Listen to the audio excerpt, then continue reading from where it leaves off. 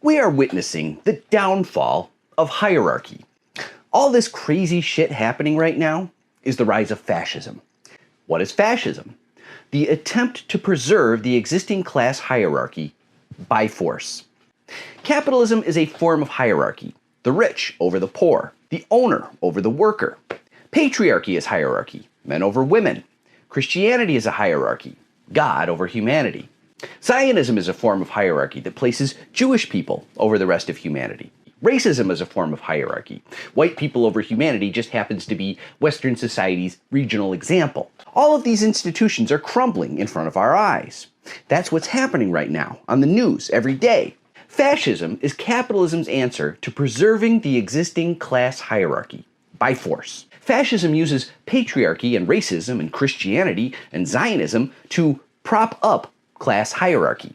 Preserving the class hierarchy is important to our ruling class because they want to stay in control. They don't want to lose their billions, hoarded in investment accounts and shell companies and tax shelters. According to the Federal Reserve, the richest 1% hold almost $50 trillion in wealth compared to $110 trillion for the bottom 99%. Almost one of every $3 in wealth in this country is held by the richest 1%. This kind of wealth concentration is unsustainable. Everyone knows it, especially the rich. This is why elites are panicking right now. This is why President Trump is on a fascist authoritarian power trip. Project 2025 is a blueprint for how the rich hope to hold on to power in the United States, even if the majority hates it. Fascism. Hold on to power by force. Use of violence. Suppression. Suppression of speech. Suppression of freedom. This is the fatal flaw of trying to impose a fascist dictatorship in the United States, because the American people have been conditioned since childhood to believe they are free. We are told this is the land of the free. You can't suddenly start taking people's freedom and believe that they won't push back. Love of freedom is a core American identity trait. You can't challenge that without major cognitive dissonance.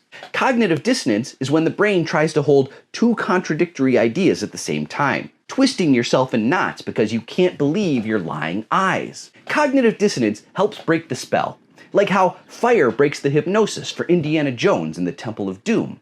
Suddenly, Indy snaps out of it. That's class consciousness. Suddenly you wake up and see how the rich run everything for themselves. The rich rig the economic system so that they are the primary beneficiaries in our economy. The rich rig the electoral system so that they are the primary beneficiaries in government. The rich run our society. We all know that, right? It's not even controversial to say at this point because we are all able to observe it. We can perceive it. We have become class conscious. The rich use racism to divide the working class and preserve their own power. The rich use Christianity to divide the working class and preserve their own power.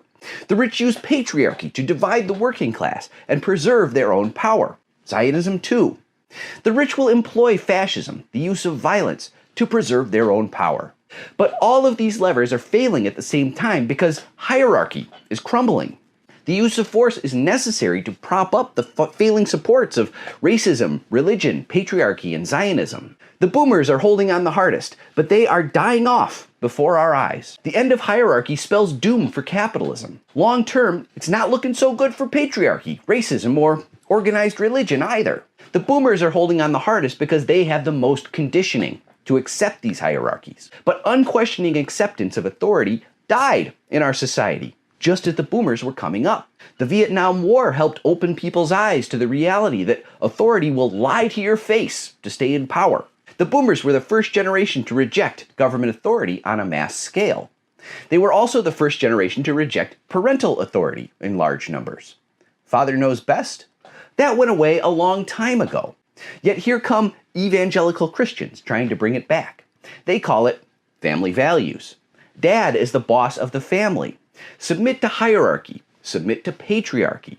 Huge groups of people have been rejecting hierarchies for generations now. This is why feminism is considered a threat. The idea that a woman's life has as much value as a man's life is a threat to all hierarchies. The boomers also had the civil rights movement. People of color fought for their right to be considered equals in the eyes of our law. The idea that a black man's life has as much value as a white man's is a threat to white superiority.